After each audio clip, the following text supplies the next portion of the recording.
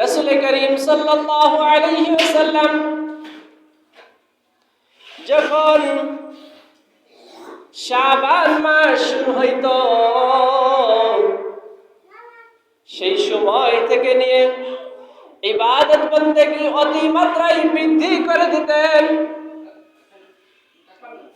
যারা আল্লাহ তাআলার উপর তাকওয়া করবে, এই সমস্ত বান্দাদের ব্যাপারে ভবিষ্যতে অনেক বড় সুসংবাদ রয়েছে। তাওয়াক্কুল মিকুনে হাম সুবহে শাম, তাওয়াক্কুল মিকুনে হাম সুবহে শাম, মিরসাদ দরস্ত তো আসলামকান। এজন্যই কবি বলেছেন, হে আল্লাহর বান্দা, তুমি যদি আল্লাহ তাআলার উপর সকাল থেকে সন্ধ্যা পর্যন্ত তাকওয়া করতে পারো, আল্লাহ তাআলার উপরে ভরসা করতে পারো, আল্লাহ তাআলাই তোমার জন্য যথেষ্ট হয়ে যাবে। এজন্যই আল্লাহ তাআলার সাথে বান্দার যে কিভাবে সম্পর্ক হবে, এই সম্পর্ককে শিক্ষা দেওয়ার জন্য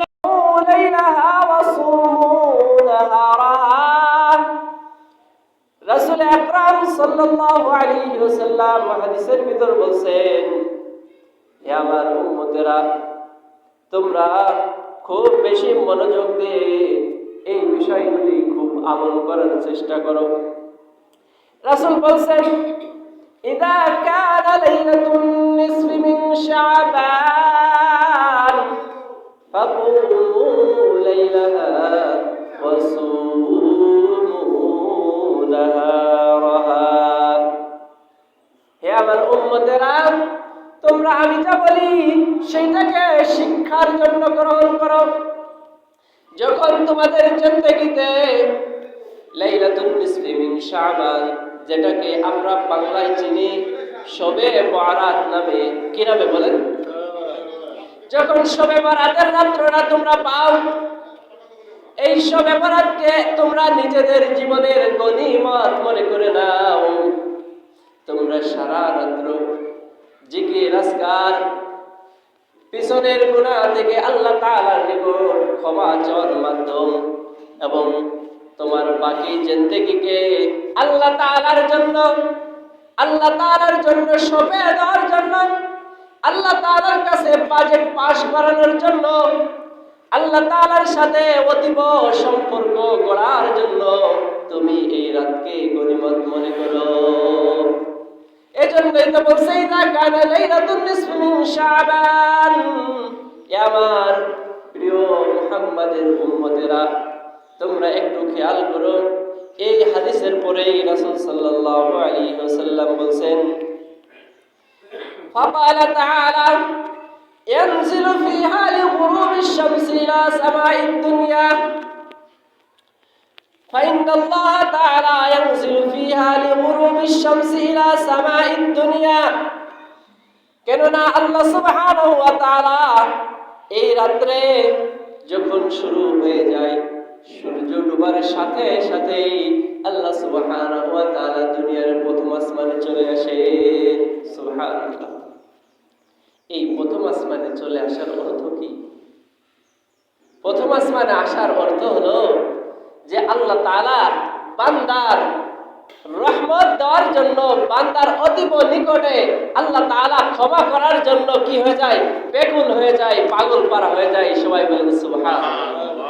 অর্থাৎ আল্লাহ তাআলা যে বান্দাকে মহব্বত করে, আল্লাহ তাআলা যে বান্দাকে ভালোবাসে, সেই মহব্বতের সবথেকে বহিঃপ্রকাশ ঘটানোর একটা রাত, সেটার নাম কি? শবে বরাত। কি নাম বলেন?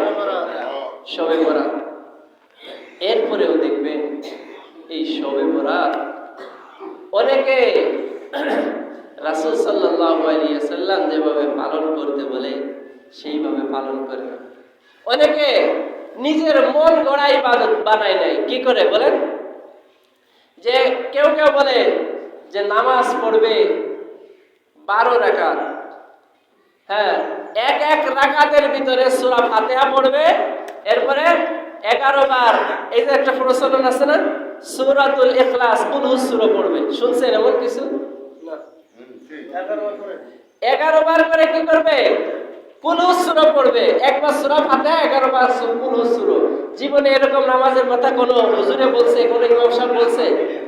হ্যাঁ, এই তো এরকম বদ প্রচলন যেগুলি আছে, যারা বলে তাদের বলবেন না, এরকম কোনো নির্দিষ্ট কোনো নামাজ নাই। নামাজ রাসূল সাল্লাল্লাহু আলাইহি ওয়াসাল্লাম বলছে যে তোমরা এই রাতে ইবাদত বন্দেগী করো, আল্লাহ তাআলার কি করো? সন্তুষ্টি অর্জন করো। হ্যাঁ, সূরা নফল নামাজ আমরা যেভাবে পড়ি, নফল নামাজের নিয়ত করে পড়বো। কি করবো বলেন? নফল নামাজের নিয়ত সূরাতুল ফাতিহা পড়বো, সূরাতুল ফাতিহার সাথে আরেকটা সূরা মিলাবো কোরআনের ধারাবাহিক অনুযায়ী।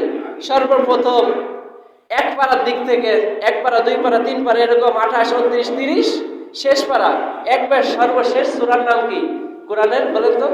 সূরাতুন নাস। কাকা, সর্বশেষ সূরার নাম কি? সূরা নাস। তাহলে এই সূরা নাস কোন রাকাতে পড়তে হবে? সবচেয়ে শেষ রাকাতে না? প্রথম পড়তে হবে কি? সূরাতুল বাকারা। বাকারা যারা না পারবে তারপরে সূরা, তারপরে হ্যাঁ হ্যাঁ, সব শেষের যে সূরাটা সেটার নাম কি? কুল আউযু বি রব্বিন নাস। কিন্তু আমপারা আছে না, আমপারা নাম শুনছেন? অনেকে বলে আমাসি। এই মানে এই কিতাবের ভিতর সর্বপ্রথম লেখা কুল আউযু বি রব্বিন নাস, ঠিক না? তাহলে কি ভুল না? এটা বাচ্চাদেরকে শিক্ষা দেওয়ার জন্য কি সর্বপ্রথম সর্বশেষ সূরা। হ্যাঁ, সর্বপ্রথম সূরা আল-হামদুলিল্লাহ। হ্যাঁ, কোরআনের সর্বপ্রথম সূরা সূরাতুল ফাতিহা। সূরাতুল ফাতিহা তো সব জায়গায় পড়তে হয়, এটার জন্য কারো তো কিছু বলা লাগবে না মাসালা। তাহলে সর্বপ্রথম আমরা কি করব? সূরাতুল ফাতিহা পড়ব, ফাতিহার সাথে একটা সূরা মিলাবো। আবার দ্বিতীয় রাকাতে সূরা ফাতিহা পড়ব, আরেকটা সূরা মিলাবো। যদি কেউ পারে, কোরআনের নামাজ সবচেয়ে শক্তিশালী হয় কিভাবে জানেন? যেই নামাজের ভিতরে যত বেশি কোরআন তেলাওয়াত করা হয়, ওই নামাজে তত বেশি শক্তিশালী, আল্লাহ তাআলার কাছে সবচেয়ে বেশি কি প্রিয়, ঠিক না কাকা? এই জন্যই রাসূল সাল্লাল্লাহু আলাইহি ওয়াসাল্লামও গুরুত্ব দিয়েছেন। দেখেন, মানুষ সবচেয়ে বেশি মানে ব্রেনকে এবং অন্তরকে প্রশান্ত পায় কোন সময় বলেন তো? যে সময় সকালবেলা ঘুম থেকে ওঠে, ঠিক না? ঘুম থেকে ওঠার পরে মানুষের ওই সবে মাত্র 2-1 মানুষের কাজকর্ম থাকে, আর অধিকাংশ মানুষই কি ওই সময় ফ্রি থাকে না? মানুষের ব্যস্ততা সকাল 8টা থেকে নিয়ে, অথবা কারোর ব্যস্ততা 10টা থেকে নিয়ে, এই ফজরের পর থেকে তারা কি থাকে? নিরিবিলি থাকে না? ওই সময় যে নিরিবিলি থাকে, এই জন্য আল্লাহ রাসূল সাল্লাল্লাহু আলাইহি সাল্লাম আমাদেরকে শিক্ষা দিয়েছেন যে ফজরের সময় তোমরা কি করো? বেশি করে কোরআন তেলাওয়াত করো। সর্বনিম্ন 1 পৃষ্ঠা পড়বে। কি পড়বে বলেন? 30 আয়াত। কয় আয়াত বলেন? 30। সূরাতুন নাবা আছে না, আমপারা 30 নম্বর পারার 1 নম্বর সূরার নাম কি? সূরাতুন নাবা। আম্মা ইয়াতাসাআলুন আনিন নাবাইল আযীম আল্লাযী হুম ফীহি মুখতালিফুন। এই সূরা দিয়ে আল্লাহ তাআলা সর্বশেষ পারাকে শেষ করেছেন। এই সূরা যে 30 আয়াত, কয় আয়াত বলেন? এই আয়াতকে আমাদের 1.5 পৃষ্ঠার মতো, কয় পৃষ্ঠার মতো? অর্থাৎ ফজরের নামাজে সুন্নাত কিরাত হবে 1.5 পৃষ্ঠা। যদি প্রথম রাকাতে পড়ে তাহলে সুন্নাত কিরাত হয়। কি হয় বলেন? কিরাত হয়। তাহলে আমি বুঝাইতে চাইতেছি কি, যে যেই নামাজে যত বেশি কোরআন তেলাওয়াত করা হয়, যত বেশি পরিমাণে 1 পৃষ্ঠা 2 পৃষ্ঠা 3 পৃষ্ঠা 1 পারা 2 পারা পর্যন্ত, এরকম রাসূল সাল্লাল্লাহু আলাইহি ওয়াসাল্লামের ইতিহাস তো আছে সারা রাত মাত্র 2 রাকাত নামাজ পড়ছে। কয় রাকাত বলেন? কয় রাকাত? 2 রাকাত। এর দ্বারা উদ্দেশ্য কি? উম্মতকে শিক্ষা দিছে যে উম্মতেরা, যদি তোমরা নফল ইবাদত করো, নফল নামাজ পড়ো, তাহলে সেই নামাজের মাঝে বেশি বেশি করে কোরআন তেলাওয়াত করো। তাহলে 1 নম্বর ইবাদত পেলাম আমরা কি? যে এই রাত্রে আমরা কি করব? বেশি বেশি নফল ইবাদত করব। নফল ইবাদতের সিস্টেমটা আমরা জানলাম, আলহামদুলিল্লাহ। দ্বিতীয় নাম্বার ইবাদত হলো এই রাত্রে আমরা জাগরণ করব, আল্লাহ তাআলার কাছে ক্ষমা প্রার্থনা করব। আল্লাহ সুবহানাহু ওয়া তাআলা এই রাত্রে বলতেছেন, ইযা কানা লাইলাতুন নিসফি মিন শাবান, হাবিবে কিবরিয়া সাল্লাল্লাহু আলাইহি ওয়াসাল্লাম আমাদেরকে শিক্ষা দিয়ে বলছেন, এই রাত্র যখন হয় আল্লাহ তাআলা দুনিয়ার প্রথম আসমানে এসে বলেন, আলা মিন মুস্তাগফিরিন ফাগফির লাহ, আলা মিন মুস্তারজিকিন ফারযুক লাহ, আলা কাযা আলা কাযা হাত্তা ইয়াতলুআল ফাজর। হে আমার উম্মতরা, তোমরা জেনে রাখো, এই রাত্রে আল্লাহ তাআলা বান্দাকে ডেকে ডেকে বলেন, হে আমার বান্দা, তোমাদের মাঝে কে আছো যেই ব্যক্তি অভাবগ্রস্ত? আজকে তুমি অভাব মোচনের জন্য দোয়া করো, প্রার্থনা করো, আমি তোমাদের সমস্ত অভাবকে মিটিয়ে দিব। কে আছো?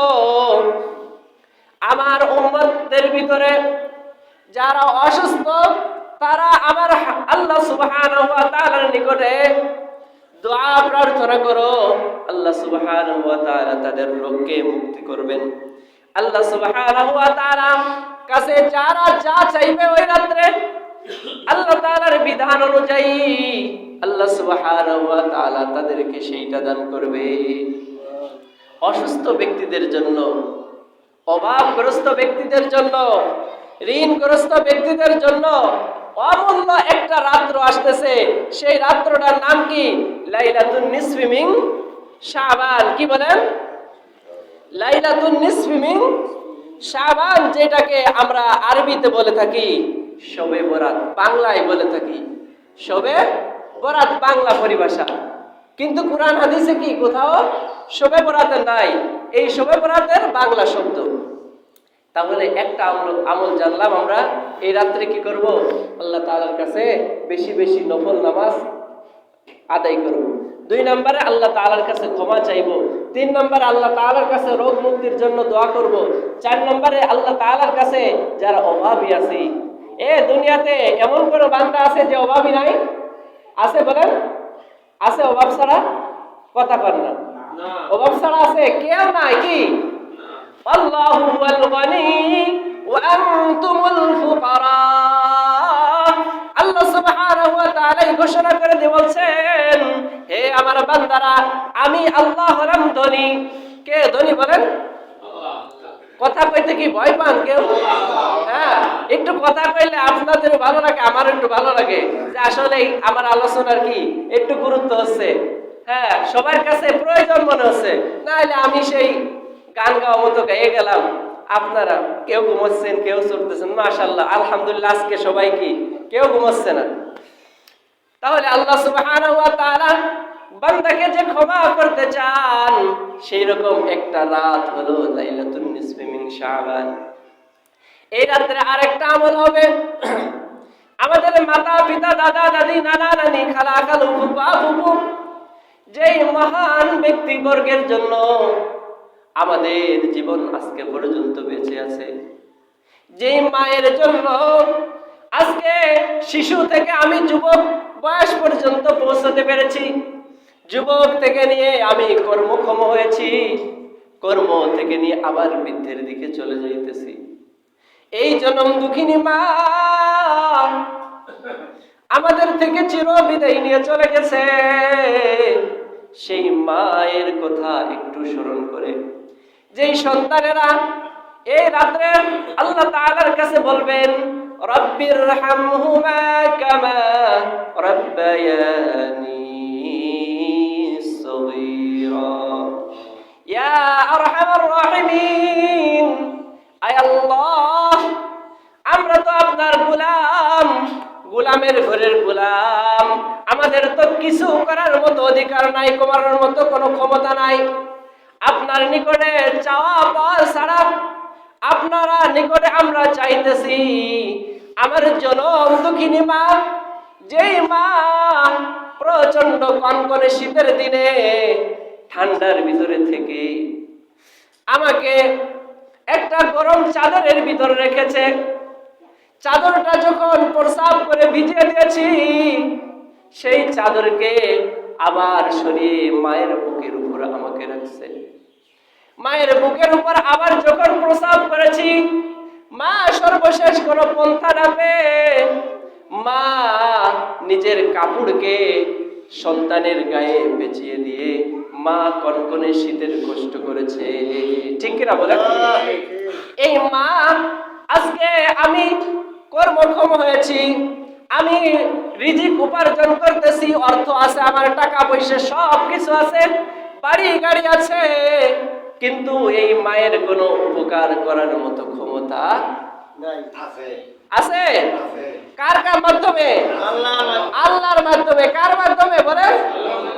কিন্তু আমার ব্যক্তিগত ভাবে যদি 10 টাকা আমি দিতে চাই মা বাবারে, দিতে পারবো? আমার বড় ঘরে যদি ঘুমাইতে চাই, পারবো? পারবো না। এই জন্য আল্লাহ তাআলার কাছে বারবার বলবে রব্বির হামহুমা, বলেন রব্বির হামহুমা কামা রব্বায়ানি সগীরা। এই মাতা পিতার জন্য বাড়ির পাশে যে গোরস্থান আছে, এই গোরস্থানের পাশে দাঁড়িয়ে দাঁড়িয়ে আমরা আল্লাহ তাআলার কাছে এই রাতে ইবাদত করব এবং মুনাজাত করব। সন্তানের চোখের পানি মাতা পিতার জন্য কোন পর্দা থাকে? বলেন থাকে? থাকে। মাতা পিতার জন্য সন্তানের দোয়া ডাইরেক্ট আল্লাহ তাআলার কাছে কবুল হয়ে যায়, সন্তানের জন্য মাতা পিতার দোয়া ডাইরেক্ট কবুল হয়ে যায়। এই জন্য যেই বান্দারা আল্লাহ তাআলার কাছে তার মাতা পিতার জন্য অথবা সন্তানের জন্য দোয়া করবে, ওই দোয়া ডাইরেক্ট আল্লাহ তাআলার নিকট কবুল হয়ে যাবে। আল্লাহ সুবহানাহু ওয়া তাআলা এই রাতের গুরুত্ব আমাদের বোঝার এবং আমল করার তৌফিক দান করে। সবাই বলে আমিন। তাহলে আমরা কয়েকটা আমল জানলাম, এই আমল আবার পুনরাবৃত্তি করা হচ্ছে। 1 নম্বর, সারা রাত্র ইবাদত করব ইনশাআল্লাহ। আর যদি কারো তৌফিক না হয়, অসুস্থতা হয়, আমরা রাত্রে যত সময় পারবো মাগরিবের নামাজ এবং এশার নামাজ যেন আমাদের জামাত না ছুটে। এরপরে ফজরের নামাজ, কি বলেন? এশা এবং ফজর এই 2 ওয়াক্তের নামাজ যদি কারোর কি থাকে, জামাতের সাথে থাকে, সারা রাত্র নফল ইবাদতের সব আল্লাহ তাআলা দান করবে ব্যক্তিকে। তাহলে ওই দিনের সর্বপ্রথম আমল কি বলেন তো? বলেন। এশা এবং ফজরের ফরজ নামাজ কিসের সাথে আদায় করা? জামাতের সাথে। আল্লাহ তাআলা আমাদের এই আমল 1 নম্বর আমল করার তৌফিক দান করে। না হলে আমি রাত 1টা-2টা পর্যন্ত জিকির আজকার তাসবিহ তাহলিল করলাম, কিন্তু এমন গুমরা দিলাম, ফজরের আজান কোথায় গেল আর নামাজ কোথায় গেল? তাহলে আমার কি প্লাস মাইনাসে সব কাটাকাটি হয়ে যাবে না? হবে কি না? এই জন্য এই গুরুত্বটা সর্বপ্রথম গুরুত্ব। 2 নম্বর, মাতা পিতার জন্য দোয়া করা, অভাবের জন্য দোয়া করা, আমাদের অসুস্থতার জন্য দোয়া করা। এরপরে বিশেষ করে বাড়ির পাশে যে গোরস্থান আছে, এখানে আনুষ্ঠানিকভাবে না, ব্যক্তিগতভাবে 1-2 জন যে কি করা? আল্লাহ তাআলার কাছে দোয়া করা। 3 নম্বর আমল হলো কি করা? পারলে দান সদকা করা। কি করা? as-সাদাকাতু তারুদ্দুল বালা। দান সদকা করলে আল্লাহ তাআলা দোয়া কবুল করে। এতিমখানা লিল্লাহ বোর্ডিং আছে, তার জন্য কি করা? অথবা দরিদ্রের জন্য আপনি পাইলেন না, ওই দিন যাইতে পারলেন, আপনি বাসায় রেখে দিলেন যে এটা আমি রাখলাম কি এতিমখানার জন্য, এটা রাখলাম দরিদ্রদের জন্য। আপনি যা পারেন আল্লাহ তাআলা দেখবেন আপনার অন্তরের ইচ্ছা পুরো করে দিবে। আর দেখেন, সর্বশেষ একটা কথা, আমরা সব থেকে বেশি কষ্ট পাই কোথায় করি? দুনিয়াবি কোনো কাজে যদি ফেল করি, নাকি? কথা পান না? না, কথা বোঝেন না। দুনিয়াবি যদি কোনো কাজে ফেল করি, আমি পিছিয়ে যাই, উদ্দেশ্য ছিল একটা, হলো না, সেই সময় সবচেয়ে বেশি কষ্ট লাগে না? কিন্তু আখিরাত আমার বরবাদ, সব নষ্ট হয়ে যাবে, কিন্তু আমার একটু চিন্তা লাগবে না। তাহলে মনে করতে হবে আল্লাহ তাআলার সাথে আমার সম্পর্ক কম। কি বলেন? আল্লাহ তাআলার সাথে আমাদের সম্পর্ককে গঠন করে আখেরি শব্দ কালিমা তাইয়্যিবা লা ইলাহা ইল্লাল্লাহ বলতে বলতে আল্লাহ তাআলার ডাকে সাড়া দেওয়ার মতো তৌফিক দান করে। সবাই বলি আমিন। ওয়া আখিরু দাওয়ানা আনিল হামদুলিল্লাহি রাব্বিল আলামিন। আমরা যারা সুন্নাত পড়ি নাই, সুন্নাত আদায় করার জন্য মানুষ থাকে না খেয়ে ফেলবো